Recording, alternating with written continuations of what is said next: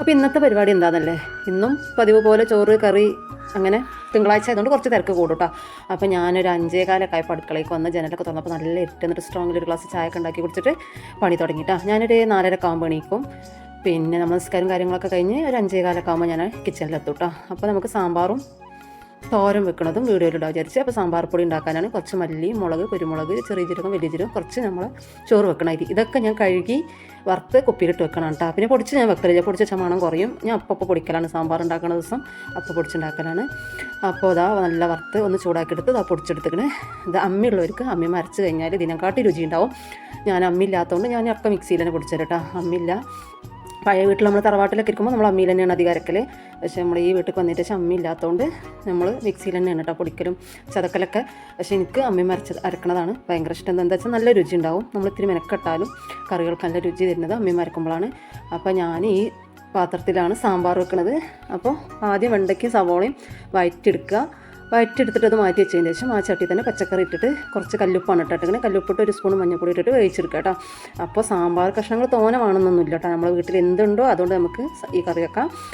അത് ഒരു ഉരുളക്കിഴങ്ങും സവോളയും മാത്രമുണ്ടെങ്കിൽ അതുകൊണ്ടും വെക്കാം. അപ്പോൾ ഞാൻ കായ ഇട്ട് കൊടുത്തിക്കണം കേട്ടോ. കായപ്പൊടി ഞാൻ ഇടലില്ല, രസത്തിനും സാമ്പാറിനും ഞാൻ കായാണ് ഇടൽ. അപ്പോൾ ഒരു കഷ്ണം കായ ഇട്ട് കൊടുത്തിക്കണം. അത് കഴിഞ്ഞിട്ട് ഒന്ന് തിളച്ചതും ആ വഴുതനങ്ങ ഇട്ട് കൊടുത്തിക്കണം. വഴുതനങ്ങ ലാസ്റ്റ് ഇടാച്ചിട്ടാണ് പെട്ടെന്ന് വേകുന്ന സാധനമല്ലേ.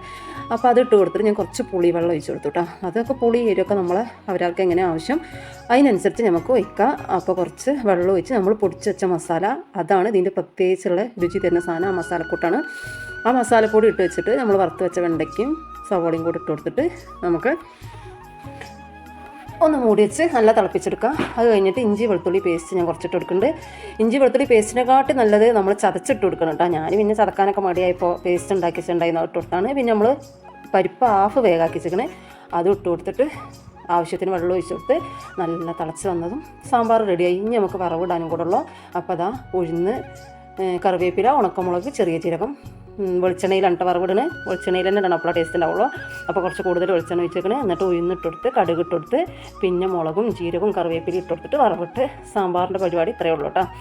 സാമ്പാർ നമുക്ക് പെട്ടെന്ന് ഉണ്ടാക്കാം. നമുക്ക് ആ പൊടി ഉണ്ടാക്കി വെക്കാനുള്ള സാധനങ്ങളൊക്കെ ഒന്ന് വറുത്ത് വെക്കുകയാണെങ്കിൽ, കൊണ്ടുവന്നതും ജീരകങ്ങളൊക്കെ ഒന്ന് കൊണ്ടുവന്നതും വറുത്ത് വെക്കുകയാണെങ്കിൽ നമുക്ക് ഇതുപോലെ സാമ്പാർ ഉണ്ടാക്കുമ്പോൾ പെട്ടെന്ന് പൊടിച്ച് ഉണ്ടാക്കാം. ഞാൻ കുറച്ച് മല്ലിയില ഇട്ട് കൊടുത്തിരിക്കണം, ഒരു പിടി മല്ലിയില ഇട്ട് കൊടുക്കുന്നത്. സാമ്പാർ റെഡിയായി. നമുക്ക് തോരൻ വെക്കാം. പയർ തോരനാണ്. അപ്പോൾ അതിന് ആവശ്യമുള്ള സാധനങ്ങൾ ഒരു സവോള, 4 അല്ലി വെളുത്തുള്ളി, കുറച്ച് തേങ്ങ, ഒരു പച്ചമുളക്, പിന്നെ ആ കാണുന്ന കറിവേപ്പില പൊടിയാണ് കേട്ടോ. എന്താ വെച്ചാൽ കറിവേപ്പില തീർന്നിന്ന്, പിന്നെ പറമ്പ് പോയി പറിക്കേണ്ട നേരം ശരിക്കും വെളുത്തിട്ടില്ല. അപ്പോൾ ഞാൻ പൊടി ഉണ്ടാക്കി വെച്ചെടുത്ത് അപ്പോൾ എണ്ണ ഒഴിച്ച് കടുകിട്ട് നമ്മൾ പയറിട്ട് ഇതൊന്ന് ചതച്ചാൽ മതി കേട്ടോ. ഒന്ന് ഈ തേങ്ങക്കൂട്ടൊക്കെ ഒന്ന് ചതച്ചിട്ട് അത് ഇട്ട് കൊടുത്ത് കുറച്ച് ഉപ്പ്, കുറച്ച് മഞ്ഞൾപ്പൊടി, എന്നിട്ട് എല്ലാം ഇളക്കി മൂടി വെച്ചിട്ട് ആവിക്ക് വേവിച്ചെടുക്കുക. ഇത്രയുള്ള പരിപാടി. അതിൻ്റെ ഇടയ്ക്ക് ഞാൻ അരിയിട്ട് ചോറ് ഊറ്റി വെച്ചു. ഇതാ ചിക്കൻ അപ്പുറത്ത് വേകുന്നുണ്ട്. അപ്പോൾ അതൊക്കെ ഞാൻ കുറേ പ്രാവശ്യം വീഡിയോയിൽ ഇട്ടുകൊണ്ടിട്ടില്ല. അതെല്ലാവർക്കും ഇഷ്ടപ്പെട്ടാൽ ഇതൊക്കെ ഒന്ന് ചെയ്ത് നോക്കി.